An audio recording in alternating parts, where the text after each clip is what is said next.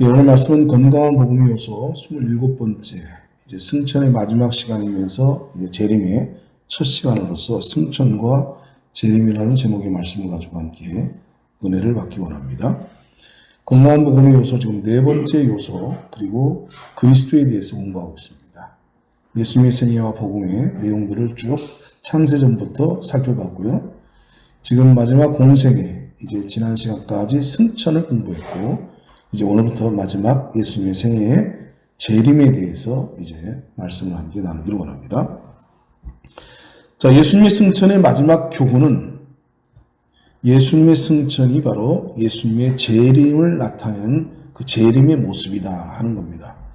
자, 예수님이 승천에 올라가시는 장면이 오늘 본문에 나와 있어요.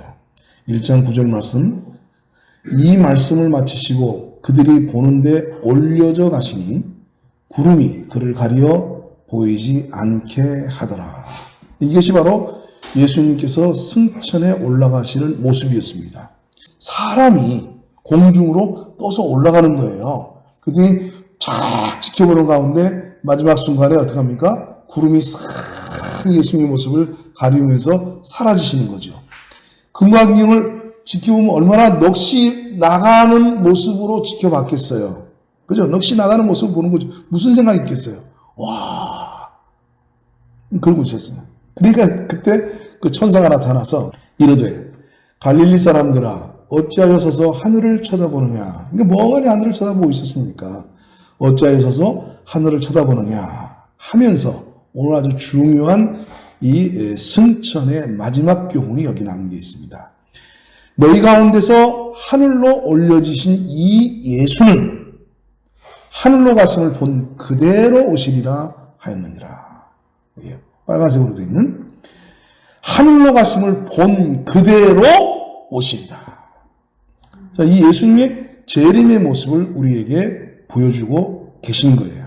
그래서 이 예수님의 승천은 이제 당신의 모든 사역을 마감하고 올라가셨지만 마지막 승천의 그 모습을 통해서 예수님이 어떤 형태로 재림하실 것인가 하는 것들을 명확하게 보여주시는 그 교훈, 재림에 관한 교훈을 담고 있었다, 그런 얘기입니다. 자, 이 사실은요 매우 중요해요. 매우 중요합니다. 왜 이 사건이 중요하냐? 예수님 말씀하시기를 거짓 그리스도가 나타나서 믿는 사람들, 택한 하나님의 백성들을 미혹하게 될 것에 대해서 예수님께서 경고하시고 경계하신 적이 있어요. 네, 마태복음 24장 23절로 24절에 보면 예수님이 이렇게 말씀하셨습니다. 그때의 사람이 너희에게 말하되 보라 그리스도가 여기 있다 혹은 저기 있다 하여도 믿지 말라. 자, 여기 뭐예요? 예수님 말씀하셨잖아요. 그리스도가 여기 있다 혹은 저기 있다 라고 여러 군데서 여러 그리스도가 나타날 것을 말씀하셨다고 말이에요. 그리고 24절에 거짓 그리스도들과 거짓 선지자들이 일어나서 큰 표적과 기사를 보여 할 수만 있으면 택하신 자들도 미혹하리라.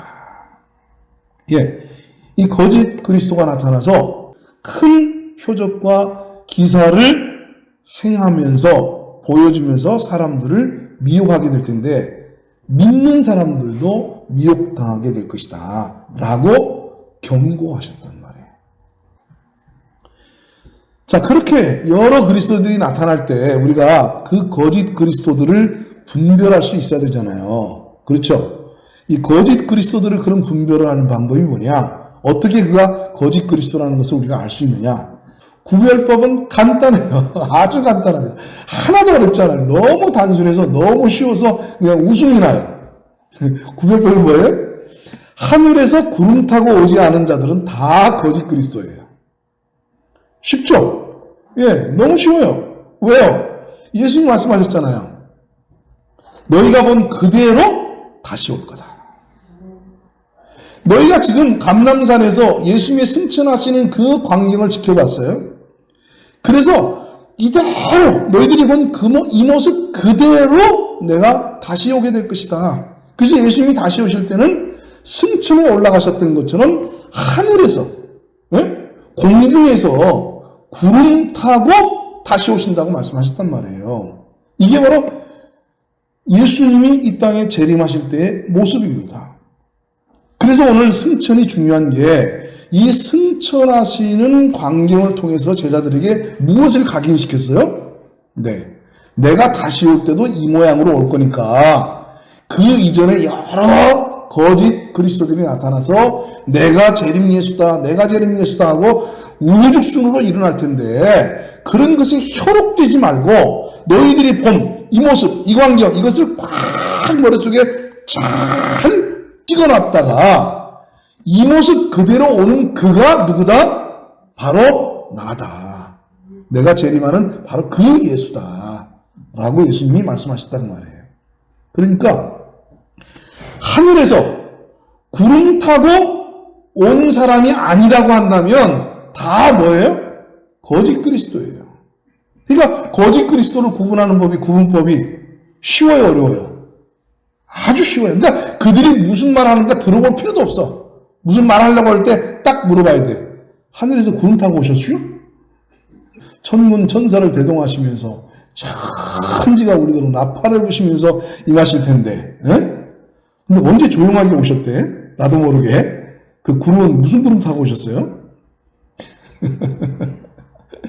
여러분, 속지 마십시오. 그러니까 그들이 얼마나 그럴싸한 말을 하든지, 또 얼마나 그들이 위대한 능력을 우리에게 보여주고, 표적을 보여주고, 엄청난 일들을 행하든지, 우리가 듣고 보는 게 중요한 게 아니에요. 간단하다니까. 그가 거짓 그리스도인지 아닌지는 딱 나와 있어, 답이. 예수님이 승천하시면서 말씀하셨어요. 봐라, 내가 이렇게 올라가지? 내가 다시 올 때도 이렇게 내려온다? 그 말에 뭐 덧붙이고 말고 할 게 뭐 있어요? 여러분, 성경을 좀 쉽게 봅시다. 아멘. 쉽게 보세요, 쉽게. 성경이 그냥 말한 대로 그냥 믿으면 돼. 그래요. 그게 제일 간단하고 명료한 거야. 아니, 성경에 내가 본 그대로 내가 다시 내려오겠다. 그러면 예수님께서 다시 우리 올라가실 때 본 그 모습 그대로 내려오시지. 뭐 다른 거 생각할 게 뭐 있냐고 말이에요. 아멘. 네, 다른 거 생각할 거 없어요. 그러니까 그들의 말이 얼마나 기가 막히고 앞뒤 논리가 기가 막히게 맞느냐 안 맞느냐 성경을 얼마나 잘 꿰맞춰서 이야 성경을 그 사람들하고 공부하니까 성경이 그냥 확 이해가 되고 막 꿰뚫어지는 것 같고 그게 중요한 게 아니에요. 그게 중요한 게 아니에요. 그리고 가니까 막 병든 자를 고치고 기적이 나타나고 막 여러 가지 놀라운 일들 상상하기 힘든 일들이 막 일어나. 그럼 우리가 마음에 현혹이 되거든. 우리의 마음이 움직이거든. 아, 대단한데? 이건 뭐가 있는 것 같아. 맞아요. 그 사람들 대단한 거고 뭐가 있는 사람이야. 아, 그러니까 내가 그리스도다 그렇게 말을 하지. 대단하고 뭘 가지고 있으니까 함부로 그런 얘기를 하지. 우리같이 대단하지도 않고 뭐 가지지도 못한 사람은 내가 그리스도다 이런 말을 못해. 그잖아요. 그러니까 대단하고 뭐가 있다는 건 인정해. 그러나 대단하고 뭐가 있긴 있는데 그가 진정 재림 예수는 아니야. 아멘? 예. 그러니까 뭔가 대단하고 뭐가 있는 것 같다고 해서 끌려다니지 말고 대단하고 뭐가 있는 것 같아도 거짓일 수 있다고 말이에요. 믿습니까? 아멘. 성경이 그랬잖아요. 복잡할 거 하나도 없어요. 거짓 그리스도를 분별하는 법은 예수님의 승천을 통해서 명확하게 우리에게 각인시키셨어요. 자, 내가 올라간 그대로 내가 그대로 구름 타고 다시 올 거다. 아멘. 그래요. 마태복음 26장 64절에 이렇게 말씀하셨습니다. 예수께서 이르시되 내가 말하였느니라. 그러나 내가 너희에게 이르노니 이후에 인자가 권능의 우편에 앉아있는 것과 하늘 구름을 타고 오는 것을 너희가 보리라 하시니. 네. 뭐라 말씀하셨어요? 네, 하늘 구름을 타고 오는 것을 너희가 보리라. 하늘 구름이야, 하늘. 안개 속에서 뭐 이게 나타나는 게 아니라 하늘에서 구름을 타고 오신다니까요. 분명히 말씀하셨어요. 계시록 1장 7절에서도 요한계시록에 볼지어다 그가 구름을 타고 오시리다. 각 사람의 눈이 그를 보겠고 그를 찌른 자들도 볼 것이요 땅에 있는 모든 족속이 그로 말미암아 애곡하리니 그러하리라. 아멘. 자, 여기 보세요. 예수님이 재림하실 때에 각 사람, 모든 사람들이 그 예수님의 재림의 광경을 보게 될 거라고 얘기해요. 숨어서 일하는 게 아니에요. 어느 구석에서 임하는 게 아니에요. 예수님이 이 땅에 처음 오실 때는 베들레헴 마구간에서 말구유 가운데에 소리 소문 없이 태어나셨지만, 그래서 목자들이나 저 멀리에서 왔던 동방 박사들 정도만 그 사실을 알았지만, 예수님이 재림하실 때는 초림처럼 그렇게 초라하게 비밀스럽게 그렇게 임하시는 게 아니에요. 그냥 대대적으로 오시는 거예요. 각 사람의 눈이 그를 보겠고, 그 다음에 결정적으로 그를 찌른 자들도 볼 것이요. 네? 예수님을 채찍으로 내려치고, 그리고 십자가에 달려있는 예수님 옆구리에 창을 찌른 그 로마 군병들, 그 사람들도 볼 거라고 그랬어요. 그럼 물어봅시다. 지금 재림 예수님이라고 하시는 분들, 그분들이 이 땅에 살짝 왔을 때 그 죽었던 로마인이 살아와서 야 여기 태어났네 뭐 이렇게 봤다는 얘기예요? 어쨌다는 얘기예요. 그러니까 여러분요, 거짓말도 정도껏 해야 돼요. 성경이 다 이렇게 들통날 거짓말들을 하면 안 돼. 예? 예수님이 재림하실 때 각 사람의 눈이 그를 보겠고 그를 찌른 자들도 볼 것이요 땅에 있는 모든 족속이 그로 말미암아 애곡하리니 그러하리라. 아멘. 언제 그들이 왔을 때 여기 땅에 있는 사람들이 애곡을 했습니까? 예? 사나 바위야 제발 나를 가려다오 하면서 그렇게 벌벌 떨면서 말이죠. 그 예수님의 재림 앞에서 모든 예수와 믿었던 사람들, 예? 벌벌 떨고 그런 일들이 언제 있었냐고 말이에요. 없었잖아요. 이거는요 엄청난 사건입니다. 즉 다시 말해서 예수님의 재림은 전 세계적인 사건으로서 전 세계가 벌벌 떨면서 전 세계가 그 사실 앞에서 이슈가 되어서 난리 법석이 일어나는 사건으로 임하게 된다고 말이에요. 그런데 지금 재림 예수라고 주장하는 그들이 이 땅에 나는 재림 예수라고 말하면서 이 세상을 난리 법석, 요란 법석하게 떨었던 적이 있습니까? 없잖아요. 그런데 헛소리 해가면서 사람들을 미혹한단 말이에요. 쏙지 마십시다. 자, 그러면 이런 명백한 하나님의 말씀이 있기 때문에 하늘에서 공중에서 구름 타고 오시는 분이 재림 예수다라고 말을 했기 때문에 이 이단들이 골머리가 아파요, 안 아파요? 골머리 아프지. 내가 진짜 그리스도다라고 주장을 하려면 지네들이 구름 타고 하늘로부터 내려와야 그게 설득력이 있는데 구름 타고 내려올 자신이 없어. 그렇지. 지네들이 헬리콥터 타고 내려올 수는 있어도 구름 타고 내려올 자신은 없는 거거든. 그러니까 어떻게 해요? 그래서 이단들은 한결같이 어떤 수법을 가지냐면 정확한 그 하나님, 기록되어진 이 하나님의 말씀을 비유로 해석합니다. 뭐로 해석을 해요? 네, 비유로 해석을 해요. 그래서 자신들의 입맛에 맞추어서 억지스럽게 해석하는 것이 모든 이단들의 특징이에요. 하나도 예외가 없어요. 특별히 거짓 그리스도, 내가 재림 예수다라고 말하는 자들은 한결같이 하나님의 말씀을 비유로 풀어내야만 그나마 자기들이 왜 그리스도인가를 설득할 수 있는 공간을 가지게 되죠. 그나마 내가 진짜 그리스도인 것은 하고 다른 사람들에게 설명을 하고 설득하고 이해시키고 궤변을 늘어놓을 수 있는 공간이 열리지. 이 하나님의 말씀을 있는 그대로 믿어버리면, 자, 너희들이 올라가는 이 모습 그대로 내가 다시 올 것이다 라고 이에 써있는 이 하나님의 말씀을 그대로 믿게 되지면은 절대로 설명할 길이 없는 거예요. 왜? 구름 타고 올 자신이 없거든. 자기네들은 구름 타고 하늘로부터 내려오지 않았거든. 그러니 그 말씀을 있는 그대로 인정해버리면 내가 그리스도다, 재림 예수다 라고 말할 수 있는 공간이 없단 말이에요. 여지가 없는 거예요. 그러니까 어떻게 말을 해야 돼요? 아, 그 말씀은 뭐다? 비유다. 비유 타령하면 벌써 이거 정말 이단일 확률이 많구나 이렇게 생각하면 돼요. 자, 근데 얘네들이 비유를 이야기하는 이유가 있어요.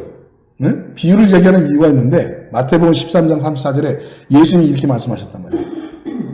예수께서 이 모든 것을 우리에게 비유로 말씀하시고 비유가 아니면 아무것도 말씀하지 아니하셨으니.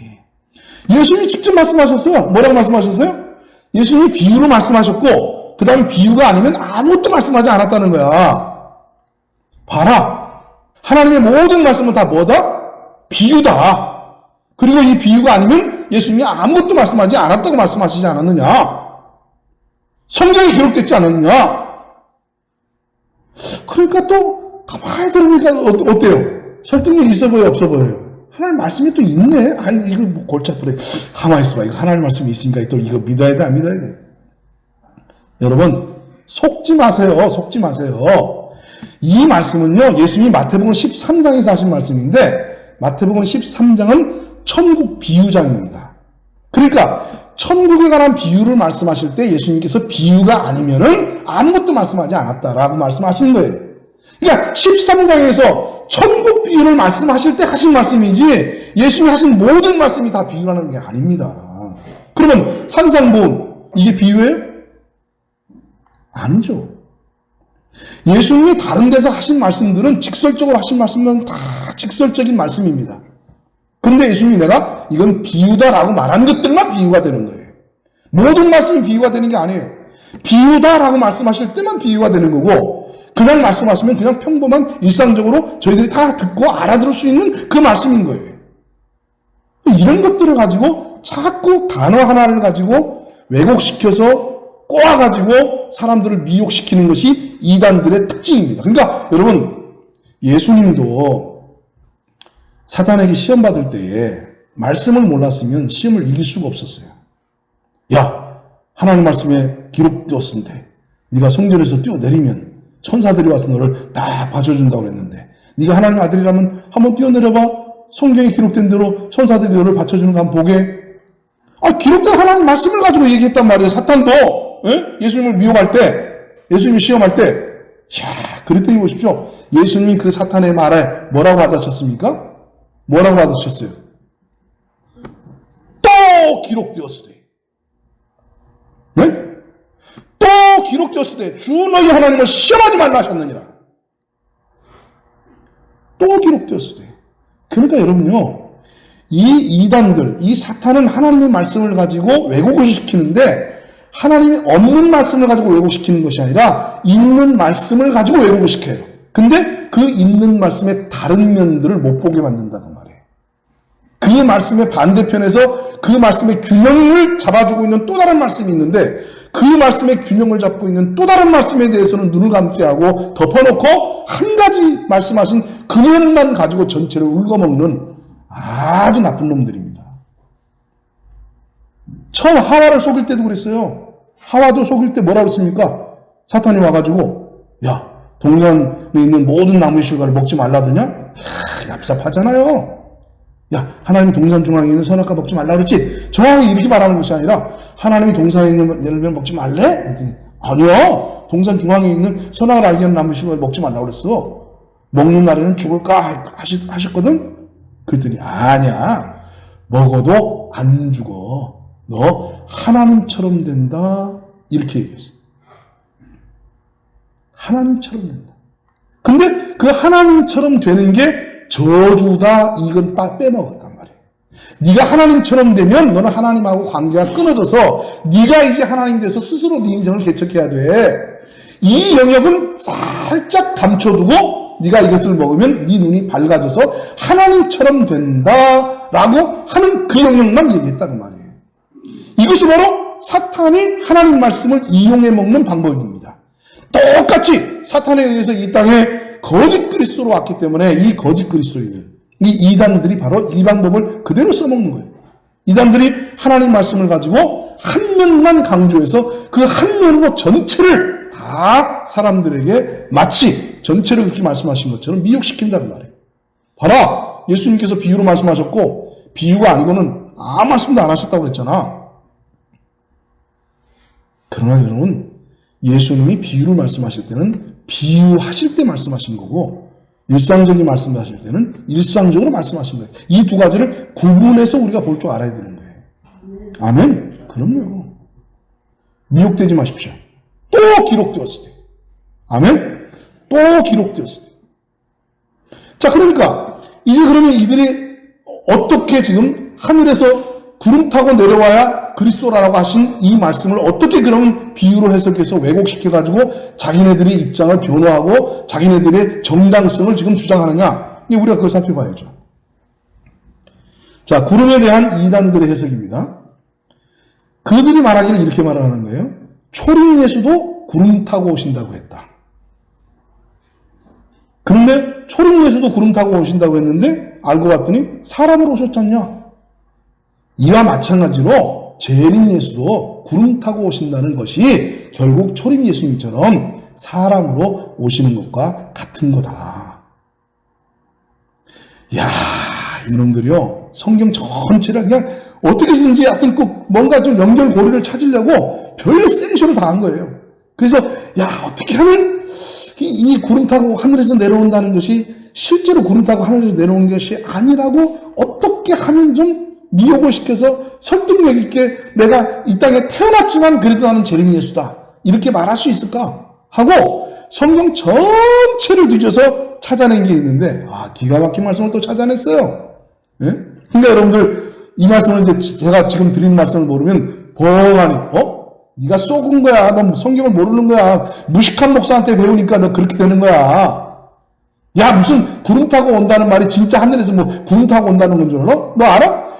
구약 성경에 초림 예수님도 구름 타고 온다고 그랬어. 너 그런 말씀 있는 거 알아? 그런데 모르고 있다가 벙찌는 거죠. 왜? 그런 말이 성경에 있어? 난 우리 목사님한테 단 한 번도 그런 얘기를 들어본 일이 없는데? 자, 그러면서 이제 들이댑니다. 자, 봐봐. 그러니까 너 성경을 제대로 알고 공부를 해야 되는 거야. 이 무식한 놈아. 무식한 목사 밑에 있으니까 그렇게 헛되게 잘못된 믿음 생활을 하는 거지. 하고 딱 일침을 놓고 난 다음에 다니엘서 7장 13절로 14절 말씀을 들이댑니다. 네? 무슨 말씀이요?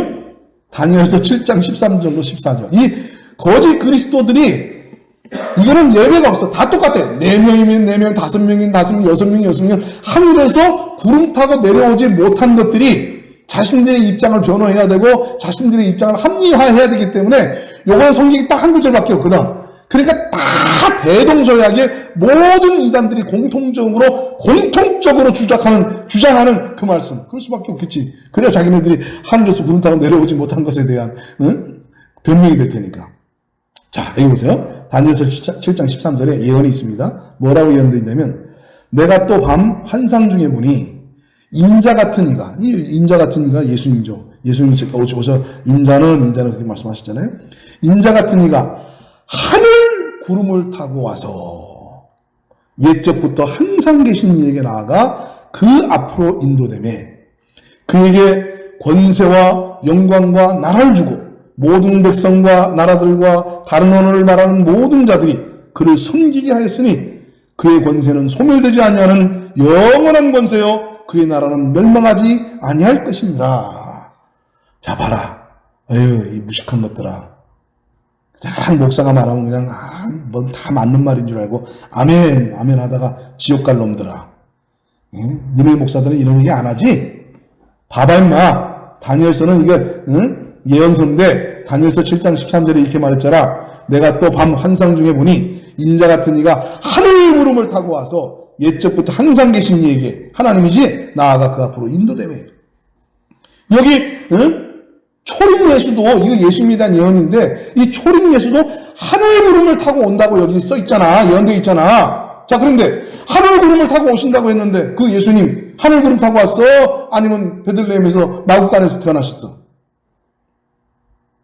알았지? 그러면 여기 하늘구름을 타고 온다는 얘기는 진짜 하늘에서 하늘구름 타고 온다는 얘기가 아니야, 이 바보들아.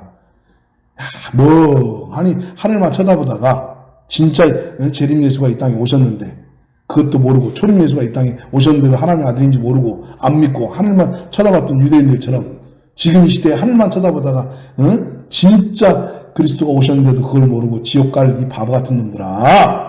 제발 좀 성경을 좀 제대로 읽고 공부 좀 하자 하고 되지게 야단 맞아. 나는 성경에 대해서 아무것도 모르는 그리고 무식한 목사 밑에서 하나님 말씀을 배운 그냥 그런 사람 취급을 당해.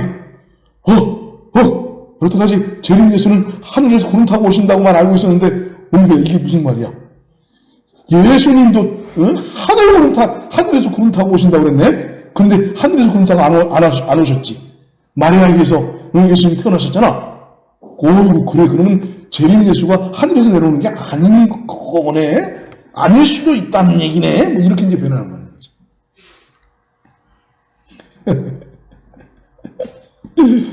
여러분, 그래요? 안 그래요? 예? 자, 여러분이 이런 사실들을 모르면 그냥 한 방에 넘어가겠어요? 안 넘어가겠어요? 결정타예요, 결정타. 한 방에 넘어가는 거예요. 내가 지금까지 믿고 있었던 거, 네? 지금까지 내가 우리 목사님들이 정말 하나님 말씀에 정통하고 정말 우리에게 바르게 말씀을 가르쳐 주셨을 것이라고 굳게 믿고 있었는데 이 한 방에 나가 떨어지는 거예요. 이 한 방에 어떡할 거야? 성경에 있는데 없는 말씀을 가지고 그네들이 얘기하는 게 아니라 성경에 있는 말씀을 가지고 내가 또 밤 환상 중에 보니 인자 같은 이가 하늘 구름을 타고 와서 옛적부터 항상 계신 이에게 나아가 그 앞으로 인도되니.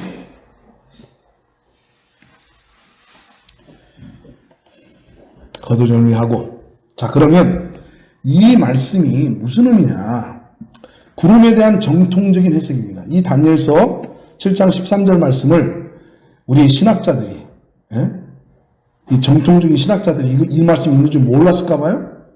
이런 거짓 그리스도들이 이 말씀을 인용해서 자신들의 입장을 두둔하고 자신들의 정통성을 확보하려는 것을 몰랐을까 봐요? 아니죠. 압니다. 이 구름이라는 말씀 속에 의미하는 것은요, 예수님과 구름과 관계된 사건이 딱 세 가지 사건입니다. 예수님하고 이 구름이 관련되어져 있는 사건이 딱 세 가지 사건이에요. 첫째가 무슨 사건이에요? 변화산에서 예수님이 제자들과 함께 있다가 호련히 변화되면서 구름 가운데 예수님이 계셨어요. 이 변화산 사건이 예수님과 구름이 연관되었습니다. 두 번째 사건은 뭐예요? 승천하실 때 구름으로 감싸졌습니다. 그리고 세 번째, 재림하실 때 구름 타고 오실 것이라고 말씀하셨어요. 자, 그러니까 다니엘서 7장 23절로 24절 말씀은 초림 예수에 관한 예언이 아니에요. 아시겠죠? 그러니까 그 사람들이 그렇게 딱 이야기하면은 아이고 또 기록되었으되 예수님 말씀하시듯이 그래 내가 무식한 줄 알았더니 네가 무식한 놈이야 임마 알고나 제대로 떠들어. 그거 초림 예수님에 관한 그 예언 아니거든. 그거는 초림 예수에 관한 예언이 아니고 예수님의 승천과 예수님의 재림에 관한 예언의 말씀이거든. 자, 성경 어디 가봐. 그 말씀에 예수님의 초림에 관한 얘기가 있는가? 그러면 우겨야 된단 말이에요. 왜냐하면 그러면 예수님의 승천이나 재림이라는 얘기도 있냐? 하고 또 묻는다고 말해요. 이제 같이 이제 우기고 이제 싸우다는 거야. 싸우게 돼 이제 그렇게 되면 더 이상 변론이 안 되고 이제 그때는 이제 우기기 작전이 나가는 거예요. 야, 그 말씀이 초림에 관한 말씀이 아닌데 왜 우겨? 무슨 소리야? 초림이 아니라는 뜻이 어디 성경에 있어? 그게 재림이라는 뜻이야? 어디 있어? 이제 그러면서 자기 믿음의 신념을 가지고 다투다가 일이 끝나는 거예요 이제. 그럼 여기서 그러고 말 일이냐 그 말이에요. 아니죠. 다 우리가 이제 그들을 압도해야 합니다. 이단들한테 겁낼 거 하나도 없어요. 이단들은요, 우리가 이단들에게 그 당할 게 하나도 없는 게 이단들은 다 구멍들이 있어요. 자신들은 굉장히 완벽한 어떤 그 해석의 체계를 가지고 논리의 체계를 가지고 있다고 생각하지만 성경 여기저기 들이대면 구멍이 숭숭숭 나 있는 다 그냥 얼기설기 그냥 대충 얽혀져 있는 거예요. 하나만 구멍 나기 시작하면 와르르 다 무너져. 자, 잘 들어보세요. 제가 지금 하는 얘기. 성령에 오늘 다니엘서 7장 23절 말씀은 아직 이루어지지 않은 사건에 관한 이야기이기 때문에 비유로 충분히 해석될 여지가 있습니다. 아시겠어요? 다니엘서 7장 13절 이 말씀은 비유로 해석되어질 여지가 충분히 있다 인정해요. 자, 그러나 아까 우리가 살펴봤듯이 사도행전 1장 9절에 나와 있는 그래서 예수님의 제자들이 그 승천의 광경을 목격했던 그 상황은 비유가 절대로 될 수가 없습니다. 왜? 너희 눈으로 본 그대로 다시 올 것이다. 즉 예수님의 승천의 사건이 실제예요. 예수님이 승천하신 것이 가상현실이 아니었어요. 예수님이 승천하신 것이 영적으로 이루어진 것도 아니에요.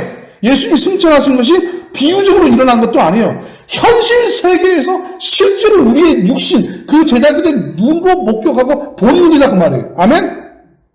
이거 부인할 사람이 있어요? 없어요? 없어요. 근데 천사들이 말하길 뭐라고 그랬어요? 너희가 본 그대로 다시 올 것이다. 이게 비유가 됩니까? 그러니까 다니엘서 7장 13절 말씀은 혹시 비유라고 말할 수 있을지 모르지만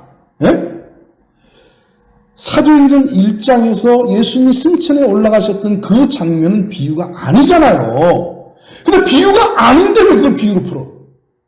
아니 실제로 구름 타고 올라가셨는데 왜 그 구름을 비유로 풀어야 되냐 그 말이에요. 응? 구름 타고 올라가신 그 모습 그대로 내가 구름 타고 내려오겠다라고 말씀하신 그 사실이 왜 비유냐 그 말이에요. 그래서 잘 들으세요. 어느 한 가지 경우에 그 단어가 그 의미가 비유적으로 해석됐다고 해서 그 단어를 전부 다 그 동일한 비유적 해석을 가지고 적용하면 큰일 나는 겁니다. 근데 이단들이 하는 짓거리들이 그런 거예요. 네? 이단들이 하는 짓거리들이 다 그렇습니다. 자, 그럼 이제 결정적인 문제를 제가 제기할 거예요. 보세요.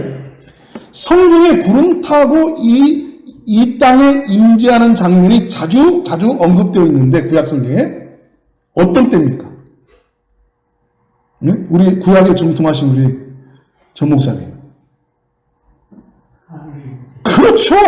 하나님이 성막 가운데 임재하실 때 무엇을 타고 오셨어요? 쉐키나 구름을 타고 구름 가운데 임하셨어요. 자, 그러면 여기 다니엘서 7장 13절 말씀을 비유로 해석을 하고 그래서 실제 구름이 아니라 사람의 몸으로 오는 것을 의미한다라고 이야기한다면 하나님께서 그 성막 가운데 이스라엘 백성 앞에 나오실 때 임재하실 때 구름 가운데 임하셨으니까 그때 그러면 하나님이 육신의 모습으로 오셨다는 뜻이에요? 여기서 구름을 그렇게 해석하면 저기도 구름을 그렇게 해석해야 되잖아요. 그럼 하나님이 이 땅에 임하실 때 영광으로 임하신 것이 아니라 그분이 실제로 오시긴 오셨는데 사람과 같은 몸으로 오셨다는 얘기예요? 아니잖아요. 맞아요? 들려요? 맞잖아요. 그렇기 때문에 여기서 구름을 혹시 육체라고 비유할 수 있다 할지라도 다니엘서 7장 13절에서 혹시 구름을 육체라고 비유할 수 있다고 해서 이 구름이 전부 육체로 해석될 수는 없는 거예요. 상황, 입장마다 문맥의 흐름에 따라서 그 단어가 가지는 의미는 다 다른 거예요. 그러면 하나님께서 그 성막 가운데 구름 가운데 임하셨다는 얘기는 영광 가운데 영광으로 임하셨다는 뜻이지 하나님이 몸으로 임했다는 뜻이 아니잖아요. 그러니 이 구름을 다 동일하게 해석하면 된다 안 된다? 안 되죠. 안 되는 거예요. 이런 문제들이 생겨나는 거예요. 그래서 이단들이 다 억지로 그 구름을 한 가지를 가지고 그렇게 해석하려고 하니까 이런 곤란한 지경에 겪게 된다 그 말입니다. 다니엘서 그 7장 13절 말씀이 과연 초림에 관한 말씀이냐 하는 부분들을 제가 살펴보고 말씀 마치겠습니다. 다니엘 7장 13절 내가 또 밤 환상 중에 보니 인자 같은 이가 하늘 구름을 타고 와서 옛적부터 항상 계신 이에게 나아가 그 앞으로 인도되매 여기 이제 하늘 구름을 타고 와서 옛적부터 항상 계신 이 하나님이시죠. 그에게 나아가 그 앞으로 인도되매 자 14절 보십니다. 바로 그 단어 그 뒤에 이어서 14절에 그에게 그렇게 해서 나타난 그에게 권세와 영광과 나라를 주고 모든 백성과 나라들과 다른 언어를 말하는 모든 자들이 그를 섬기게 하였으니 자 초림 예수님 때 이런 일이 일어났나요? 네? 예수님의 초림 때 이런 일이 일어났어요? 예수님이 초림 시대에 권세와 영광과 나라를 받으셨어요? 하나님으로부터? 그래서 모든 백성과 모든 나라와 다른 언어를 말하는 모든 자들이 예수님을 섬겼습니까? 자, 초림 때 이런 일이 일어났어요? 아니잖아요. 비참하게 예수님께서는 십자가에 못 박혀 죽으셨어요. 무슨 권세와 영광과 나라를 얻었습니까? 네? 무슨 백성과 나라와 다른 언어를 말하는 모든 자들이 그를 섬겼냐고요. 아니잖아요. 근데 왜 이 말씀을 초림 예수님이 관한 말씀이라고 예수님이 초림할 때 일어났던 말씀이라고 이렇게 우겨대냐 그 말이에요. 그러니까 이 13절 말씀을 초림의 개념으로 이해하지 못하도록 딱 14절에서 이미 중심을 잡고 얘기를 하잖아요. 그런 일이 있을 건데 그거는 권세와 영광과 나라를 주고 모든 백성과 나라들과 다른 언어를 말하는 모든 자들이 그를 섬기게 될 거고 그리고 그의 권세는 소멸되지 아니하는 영원한 권세 그의 나라는 멸망하지 아니할 것이니라. 이게 이 완성이 언제 일어나는 거예요? 예수님이 재림때 일어나잖아요. 예수님이 재림하시면 이때는 이제 모든 것을 끝장내시는 겁니다. 아멘? 예, 예수님이 재림 때는 모든 걸 끝장내는 거예요. 그리고 초림하시는 예수님과 재림하시는 예수님의 성격이 달라요. 어떻게 다릅니까? 초림하시는 예수님은 우리를 구원하시기 위해서 오셨지만 재림하시는 예수님은 이제 모든 것들을 어떻게 하기 위해 오셨습니까? 심판하기 위해서 오셨습니다. 그러니까 재림주의 특성은 뭐예요? 심판이에요. 구원이 아니에요. 근데 보세요. 한결같이 지금 내가 재림한 예수다라고 말하는 것들이 이런 못돼 처먹은 악한 놈들이 뭐라고 얘기하냐면 예수님이 십자가에서 이루어오신 사건은 반쪽이라는 거예요. 특히 통일교회 문선명 같은 경우는 무슨 헛소리를 했냐면 예수님이 십자가에서 다 이뤘다라고 말씀하시는 것은 영적인 구원을 완성하셨지 우리 육체 구원을 완성을 못했대. 그래서 이 육체 구원은 누구를 통해서 완성하냐면 자기를 통해서 왔다는 거예요. 그러니까 이놈들이 와가지고 내가 재림 예수다라고 말하면서 그 한결같이 주장하는 게 뭐냐면 초림 예수님이 다 그 구원이 완성이 안 됐다는 거예요. 그래서 자기가 와서 그 나머지 부분을 다 감당을 해야 된다는 거예요. 그러니까 이만희 같은 놈은 뭐라고 그래요? 내가 보혜사다 이렇게 말해. 왜냐하면 예수님 말씀하셨잖아요. 보혜사 성령이 오시면 내가 말한 모든 것을 가지고 너희들에게 보증이 되어지고 너희들을 완성할 것이다. 그러니까 이놈들이 나는 보혜사다 이렇게 이제 말을 해.